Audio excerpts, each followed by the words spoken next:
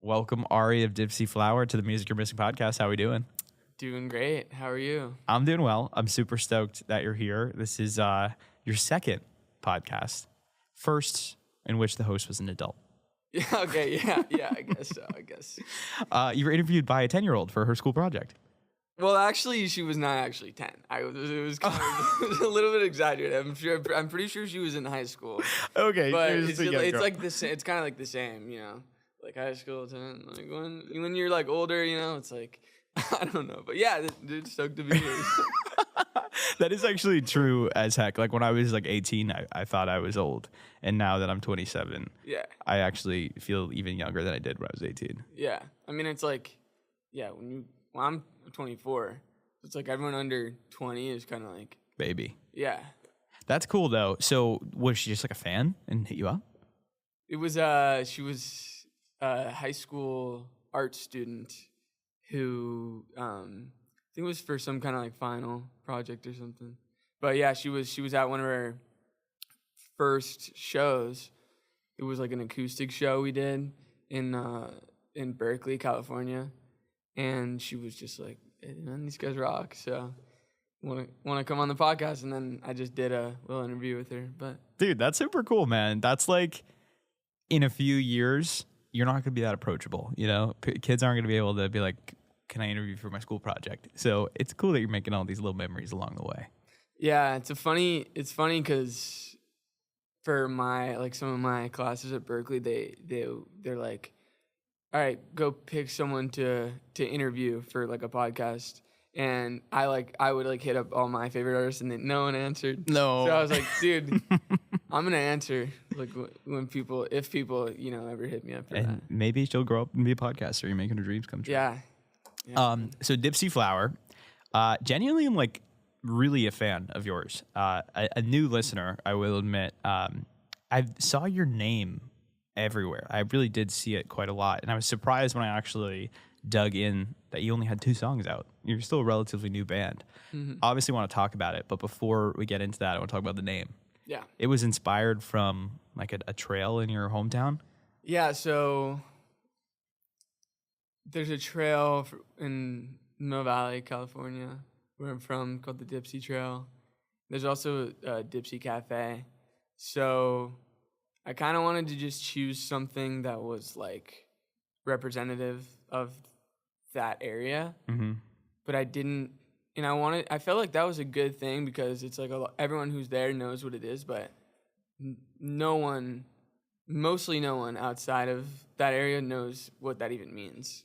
So, like for me, I still am like, okay, I kind of just jacked that name from my hometown. So I wonder like what people from my hometown think of it. But yeah, it's basically just, there's also this thing called the Dipsea Race, which is like this iconic race where everyone runs from like the top of this like big mountain all the way down and through all the way out to the beach, which is like 7 miles or something. Yeah. So it's like right where the house I grew up in was right next to the start of the stairs.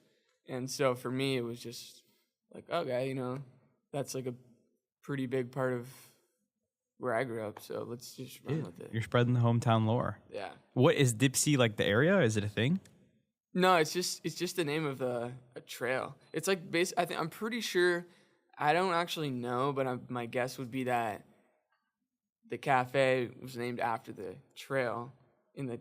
I should probably know where the name of the trail came from. We're gonna do some research. Okay, after. cool. We'll figure it out. But no, that's cool that you're able to kind of, like I said, spread the hometown lore and have that part of you. Did you know you were gonna leave the area, or did you not realize that it would supersede your hometown? Well, I came up with it in Boston while I was at Berklee. Yeah. So yeah, it was kind of like when it all started. I wasn't at home very often, so I was kind of just like, I wasn't really thinking about the interaction between me and home at that point. It was more just like, oh, remember this place? Let's like pay respects to this place and just run with it. That's cool, man. Yeah. It's like organic. Did you know, or did you have any like B-list names that didn't make it? There was like a week-long period where Marley and I were kind of like we would like brainstorm and just shoot back and forth, and it was actually about 6 weeks or so before Hummingbird, our debut, came out. So we didn't know like what to. We were like, all right, well, when you're submitting the song and stuff, you have to like put a name. And I was like, I don't even know. And then I knew my mom said to do Dipsea, but I was, at the time, it was kind of like a one-man thing. So I was like, how is that going to translate if, it's a Dipsea? It's like, is that a guy? Like, what is that? Yeah. What does that mean?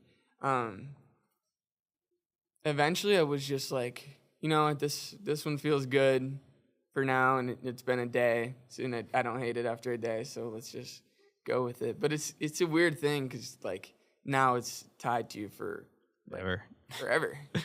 Well, it sounds good. I think just the way that it sounds, it's like almost poetic. It fits your branding. It fits the way that your music sounds. I think you hit the nail on the head with the name. Cool. Thanks. I mentioned Dipsea Flower, relatively new band. You're a Berklee alum, just like myself, which I want to talk to you about a little bit. But before that, you kind of had an unconventional journey to get to Dipsea Flower. I do need to consult my notes because it is rather that long. I need to consult. You went from California to Northeastern to Europe to USF to Washington to Berklee and finally Dipsea Flower. Is that correct? It sounds right to me. I mean, yeah, I basically graduated high school in 2018 and went to Northeastern. I didn't like it very much. So, what were you studying? I think something business. Yeah. And I just didn't. This is kind of the way that things have been for me, like through most of my life. Is like I kind of like put everything towards one thing, and at that time it was Northeastern business, and it's a great school and whatever. So I did that, and then I was just pretty unhappy, and so I was like, okay, I feel like this isn't actually what I thought it was going to be like. And then I left. I read a Steve Jobs biography, and I don't know if I'm allowed to say this, but he basically there's a lot of talk about like doing acid in there. And then so I read that, and my friends and I did acid like a couple of days later, and not gonna say it was directly that, but I was at that point like, all right, I'm gonna leave and go figure it out.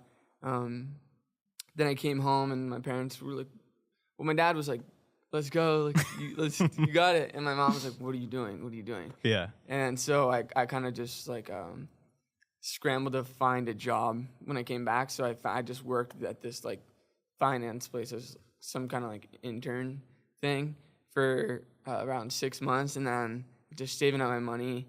And I was like, okay, well, I feel like this is the sort of career that's on the other side of a traditional college experience, and I know that I don't like this, so why would I want to go back to a college where this is on the other end for the rest of your life? Yeah. So then I was like, what's the one thing that I like actually kind of moves me? And then I was like, all right, I feel free to like go after what I want now, because I already know what's here, and I don't know what's here. And if I love this and I don't know what's over here, then I'm just going to go for that. But at that point, yeah, I backpacked around Europe and with my friend Luke, and we camped, and it was for like a few months. It was more just like I used that money that I saved up. We just had a flight there and a flight back a couple months later. And so we just hiked a lot and had a lot of long conversations. And then my dad's a teacher at USF, so towards the end of like traveling, I didn't know what I was gonna do when I came back. So yeah, you were not pursuing music at this time. No, that's wild. Yeah. So did you even play? Like, isn't that also relatively new? I mean, I had played a little when I was younger, and then I like, it was around that time I was getting kind of back into it. Gotcha. Yeah, so then my dad was like, well, why don't you just come to USF while you figure it out? And I was like, all right. I mean, I guess, man. I don't yeah. And then so I did that. I was studying music there, and it was just not like, it wasn't really meeting the level, because I like I said, like I really like to go all in on things, and there wasn't enough resources for me there to really feel like I was gonna be able to get good enough, or Yeah. you know. And then COVID hit, and then I was like, I don't really like this school anyways, so I'm just gonna. And then so my friend lived in Washington. He was like, do you want to come live at my house? So I was like, I'm sorry, I'm kind of rambling, but yeah, it was like, No, I love this. I weirdly have had a very similar experience. yeah, so yeah, I'm cool. understand where you're coming from. Cool, yeah. So then I went down to Washington for around 5 months. Was living there, and that's when I was really like, doing music all day long. But I still didn't really have like a direction. I didn't really know how to get better, or like how to like take it to the next level. And my friend was like, hey man, like, you ever thought about going to music school? And I was like, no, I never thought about that. And then I applied to Berklee that night, and on the very last day that they tell you either you get in or you don't, I was like, I didn't get in. And then it was like, oh, I got in. And then I was like, oh, I have to go. Like, I wasn't even really serious about it. And then when I got in, I was like, well, that's exciting. I should just try it and see what happens. And then, yeah, and then, I came to Berklee, and then it was my last year at Berklee where we started this project with a lot of important pieces along the way. Yeah. But yeah, that's basically how I got here. Hell yeah, dude. I feel like basically that whole story just kind of shows how you were able to trust your intuition, which I feel like is really hard, especially when you're post high school and the world tells you got to go to college, and it tells you got to major in business because that's where money is and stability. But I think it's dope that you were comfortable, doing point A to Z to T to everything in between to ultimately get to the end goal. So commend you for that. Thanks. Shout out. You talked about, or you said it, like following your intuition, and it's especially hard when there's nothing to validate your intuition to that point. So it's like you have this intuition, but there's nothing like external that's actually being like, yes, follow it and it's good. And so you're really just like going blindly into it. And it's like, it's crazy because you put so much time into this idea that has no validation, and then you're like, well, I really hope this works out, and then slowly things kind of start to happen, and you're like, thank God I like trusted it. Yeah. It's like, yeah, man, it's interesting. And that's honestly the most rewarding, is like when you can actually look back and you're like, oh, I was right. Yeah, you're like thankful that you did follow it. So was there like a particular moment in which you kind of had the realization where you're like, whew, this paid off? I think it's like a constant kind of thing now, ever since the beginning of the project, because I remember when Hummingbird came out and it was starting to do pretty decently streaming wise, I was like, okay, I think the vision like is coming across. Yeah. And it was less about like, oh my God, I'm getting so many streams, than it was about, wow, this has been a really long journey to get here, and this, it's all worth it. It was kind of like reflection as opposed to like, oh, streams, And I mean, maybe not numerically, but the fact that there are people that were gravitating to it, regardless of the number, it's clear that obviously you at least have some talent and you did something right.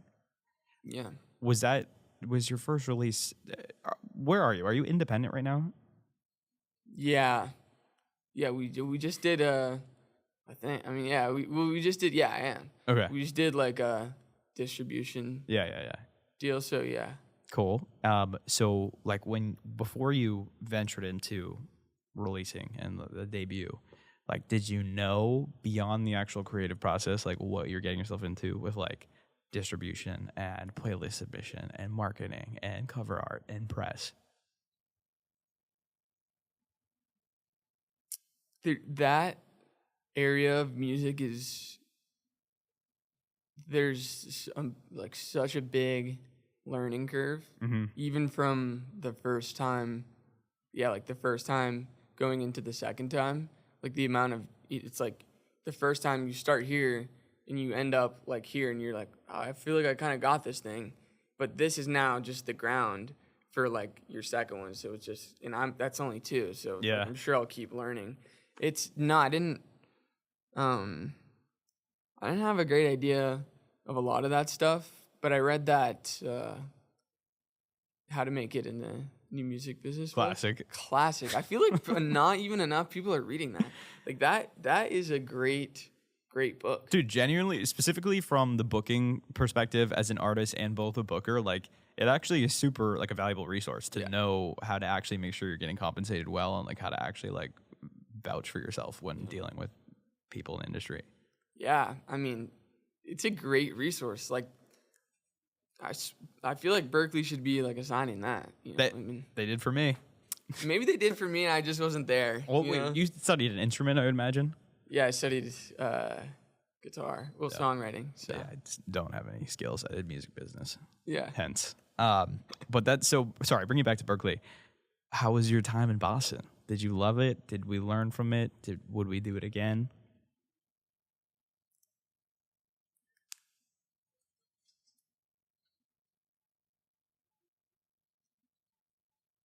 It was an amazing time. In overall, I mean, when I came to Berklee, I think I learned what a major seventh chord was like about the week before I came to Berklee, which is like not very common. Because everyone's like pretty insane at their instruments, and I was like I wasn't really that that good, but I knew that, and so my goal was to be like, well, let's just work as hard as we can to get to the point where I'm the best that I can be, and that doesn't really compare to all these people who have been playing since like they were like one. Yeah. So I was like, all right, as long as I can get to a point where I feel like I'm pretty good, I'll be happy. So yeah, I mean, I was writing songs at the beginning and they weren't that good, but just kept doing it, and I was a guitar principal, so I was doing a lot of like studying of jazz guitar, and it was so hard, man. Like, it was so hard. My roommate and I had this competition. He played bass, so we had this competition of like who would practice the most hours in a week, and we had this spreadsheet, and we literally like didn't have lives because we would just stay in our room. It was like actually insane. We would just stay in our room for like probably 3 hours at a time, just like playing or like practicing, and we would like come out in the living room. We'd be like, oh, what are you at? Like, what are you at? I'm like, oh, I'm at like 5. Like, okay, good day today. He's like, yeah. I'm like, he'd be like bummed. He's like, yeah, I'm only at 5 today. I'm like, dude, it's Sunday. Like, what are you doing? But and then I was like, man, I feel like I might never be a great jazz guitar player, or I think I'm more naturally suited to do like a songwriting thing. And then there was this one time I was in a jazz ensemble, and I'm telling you, that shit was so hard. Like, it was like in a different key every like measure, and I was like, man, I hate this class so much. Like, I come in here and I don't even know really what's going on. I'm gonna get flamed for this, but then I was like writing in a practice room one day, and I had the ensemble in like 10 minutes. And I was like working on this song, and I was like, man, I want to work on this song more. I don't want to go get, destroyed in this ensemble. So I just stayed, and that was kind of like a moment where I was like, okay, maybe I should shift my focus here. And then that's kind of when I dropped the ensemble, because I was like, what am I going to get from this? Yeah. But yeah, another moment for me that was very pivotal in that regard was I had a PI, Lyle Brewer, and for the first couple weeks of the semester, I would come in and we would do a ton of guitar stuff, like as much as you can in 30 minutes, and we would work on like reading, like sight reading and stuff. And then I remember one day he was just like, what are you trying to get from this? Like, where is this going to take you? Like, what do you want to actually do? Yeah. And I was like, well, I want to do this. I want to be an artist. And he was like, okay, well, from now on, we're not going to touch the guitar until every week you come in and you play me a new song you wrote. Otherwise, we're not going to have a lesson. We're not going to play at all. And I was like, okay, like, all right, cool. I liked that, And so from that point on, he was like, you got to just do it. You got to just jump in, because that's the only way you're going to get there. Like, no one else is going to make you do it. You have to just do it. And so in a way, he was kind of one of the people that made me take that leap. Yeah. I mean, it seems like you are pretty good at like self-managing and making sure you get your shit done, but it is great when you have someone who, I guess, like hierarchically, whatever, is in charge of you, telling you, like, giving you the guidance and giving you the lighting a fire under you to get shit done. Yeah. Yeah, that was great. I mean, I honestly did learn an incredible amount at Berklee about just like music. Like, all those classes were great to a certain degree, to a certain level for me, because it's like I came in to Berklee loving just like bands that played good music, like Houndmouth was like my favorite. They're still probably my favorite, but and then I was like, I would start to bring it back to that, and I was like, okay, where am I seeing this in what my favorite bands are doing? Like, is this anywhere even close? Like, and most of the time it really wasn't. Yeah. So I was just like, okay, well, maybe I should just start to build instead of like trying to go way over like what I was actually trying to do. So no, I think that's a sentiment a lot of folks who have gone to Berklee that have been on the show have shared as well.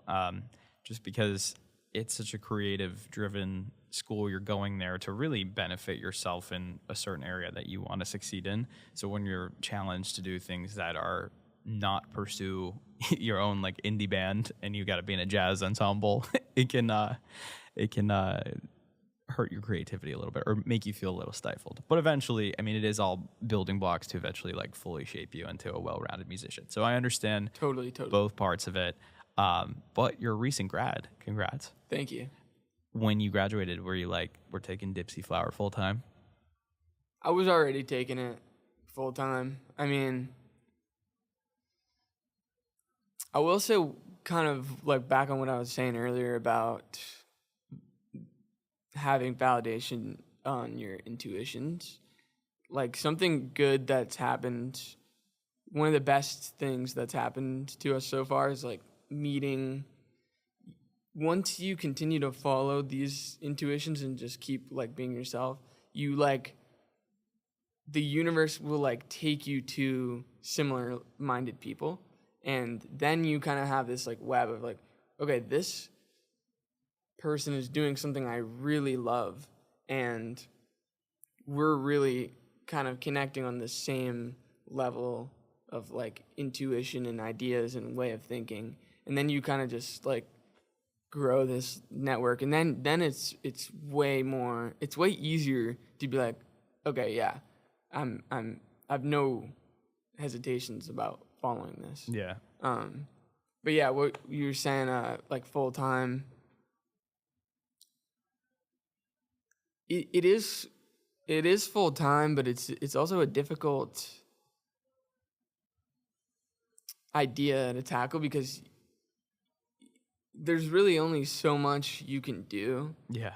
Like on a day-to-day basis, that is like that's working towards building your career. It's like I'm not gonna practice guitar for 8 hours and then go work on a cover art and then go do something else. It's like you have to live. Mm-hmm. It's a weird thing like baking that into your routine because sometimes there's just days where you're like, I didn't do anything but work on music and I didn't even come up with anything. Yeah. So it's like, yeah, I think part of it is just being okay with coming up with nothing a lot of the time. Like there's been so many times where I've like sat down with the guitar for hours, like 3, 4, and then I'll be like finishing up. I'm like, well, that was just completely useless. I just played the freaking G and a C chord, But then you just keep digging, and it's like, it's usually there. Mm-hmm. It's just you just don't know when. Yeah, it comes in waves. So speaking of writing, you have a newish song came out in May called Sundance, mm-hmm. and I understand that it came to fruition after experiencing writer's block. Mm-hmm. What got you out of the slump, and how did you know that like this is what was next? Yeah, so that whole summer, I locked myself in my room, and I was like, all right, this is my summer to write a bunch of songs, and I'm gonna write like all the time in practice rooms, in these like really lonely like fluorescent practice rooms, and I would just be sitting there for hours, and I didn't write a single song the whole summer, and I was like, okay, well maybe I just don't have it, maybe I just can't write, and then Marley and I who's our bassist, we went on a road trip down to see Mount Joy because we love Mount Joy. And there's nothing like a really good concert to just like remind you what like the best things are mm-hmm. about life. It's like music and the people that you love.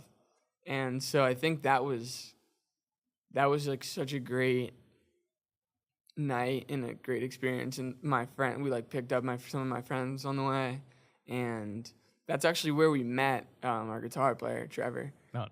So basically we were crashing at our friend's house in Santa Barbara, and he had a mutual friend, so we were just kind of sitting out in his backyard playing some songs, and this dude like Trevor picks up a guitar and he starts playing, and it's like the best like 3 notes you'll ever hear. I'm like, whoa. And then this was like kind of at the time we were starting to build out the project, but it was really just me and Marley. And so we're like, yo, do you want to play guitar in this like in our band? Because he liked the music because he had heard it that night back like in the best possible way. Mm-hmm. It was just like acoustic, just hanging out. And then he was like, yes, let's do it. And so we went down, saw Mount Joy, and then came back to Boston the next week, and I wrote that song in about an hour. Wow. And then I wrote the outro the next day. So, and then I was just like, really? Like, this is like, I don't know. I guess the way it goes is like there's a natural flow of like breathing in and breathing out, and you can't always be doing everything all the time. So it's like for me, it was learning that breathing in is part of the process so that you can, have stuff to say. And it's just, you don't want to go against the natural way of like life, I guess. Very wise. Thanks. But I mean, yeah, Sundance has been honest. That was one of the most, from writing it to recording it was and then releasing it was probably the thing I'm the most proud of ever doing, because we hit up John Gilbert, who actually did the first Mountjoy record. Yeah, that's crazy. Yeah, and I don't even know why. I was just like, I love this record and I love the sounds that this guy gets. Let's just see, like, because we weren't really anyone at the time. Like, Hummingbird had just came out about a month. I probably hit him up a week after it came out. I was like, you know what, we're like blowing up right now. Like, let's go for it. Let's, like, you know. And then I hit up John. He was like, yeah, let's do it. And then I went out to Pasadena to record with him, and it was like this insane experience. Like, I remember the first day we got there, because we had this demo where I was just like strumming the acoustics, singing it, and I'd in a way grown like attached to that acoustic sound, and I thought it was gonna be like an acoustic sound like Silver Lining, like Mountjoy, and then so we get there, and he was like, yeah, I'm not feeling that at all. Like, you know, like, I don't think this has no vibe. Like, the demo, he was like, the demo doesn't really have a vibe. Like, we got to give it a vibe. And I was like, oh shit. Like, what does that mean? I like this demo. Like, and then so he pulls out like a Rhodes, and he was like, we need to give it like a pulse. And so my friend James he was like, just do quarter notes on the Rhodes, and that's what you hear in the song. It's like, zzz, zzz, zzz. And at first we were like, what the hell is this? Like, what is this? And then I remember going back to the hotel that night, and I was like, did I like make a mistake coming here to do this? Like, I don't even know. Like, what is that sound? Like, what are we doing? And then I woke up the next morning. I had the Rick Rubin book, and I sat in the bleachers. I was like, I was like, all right. I was like really in it, and I closed my eyes and opened to a random page. I put my hand on a word, and literally, I'm not even making this up. It says, like, take this time to trust someone who is more experienced in the field than you and like has more knowledge than you. Yeah. And I'm like, okay, wow, that's okay. And then I was like, all right, I'm just gonna do that. And then we went back for the second day, and he like even wanted to talk to me. He was like, hey man, I just want to, like, you know, how we doing? Like, how are we like feeling about the process? And I was like, good, dude, let's do it. And then it became just this crazy, like, beautiful experience of just putting together that song. And it was just blew my mind, like, how it came together. Because I love the song, and I love the way that he interpreted it, and I'm proud of that one. That sounds like a huge learning experience as well. I mean, how were you previously, or I guess what was your experience previously with collaborating? Have you ever like surrendered like that before?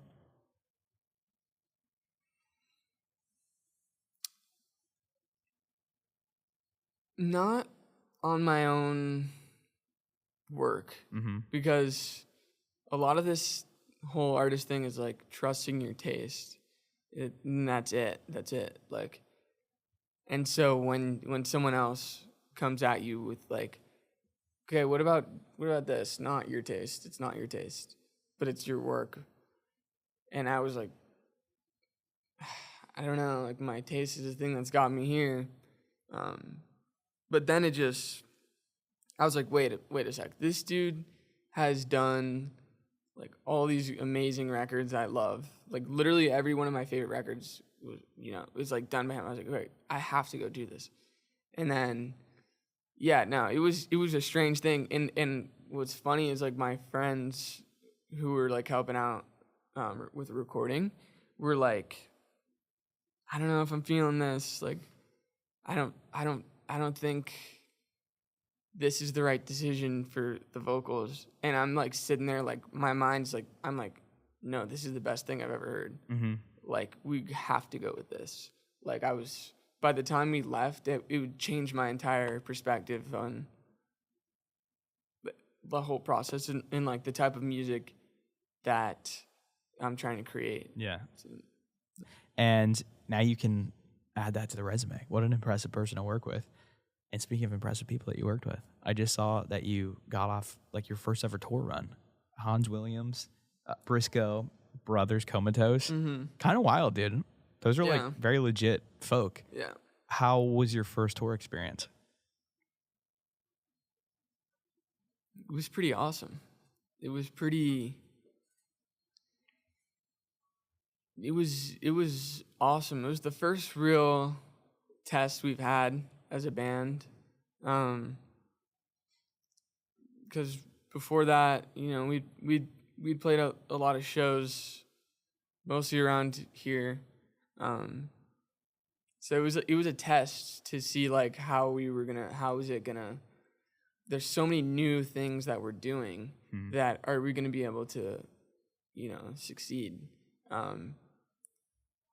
Yeah, it was so awesome, and luckily for us, the people that we opened for were like so kind to us, and that made it 100 times better because it was like, wow, these are, you know, like we started it with Hans, and they're like just the whole team was just so nice to us, and he was like so nice to us, and you know, like if you're playing that many shows, like you don't owe your opener anything to go into their green room and you know, chat with them and you know, chop it up. But he was like so nice to us, and he came in, and you know, and we just felt comfortable, and we got to play in his like all the audiences, but were just amazing, and they were so like receptive to us, and